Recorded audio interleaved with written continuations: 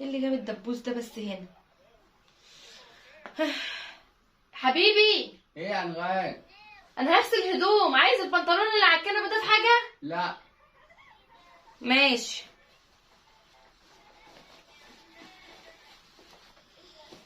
ياسين ايه يا بنتي؟ بقولك قولي. في ورق قديم كده في البنطلون بتاعك، انت عايزه في حاجه؟ مكتوب فيه ايه؟ معرفش، قديم كده مكتوب في حاجات باهته من زمان، انت شكلك ناسيه فيها. لا مش عايزه.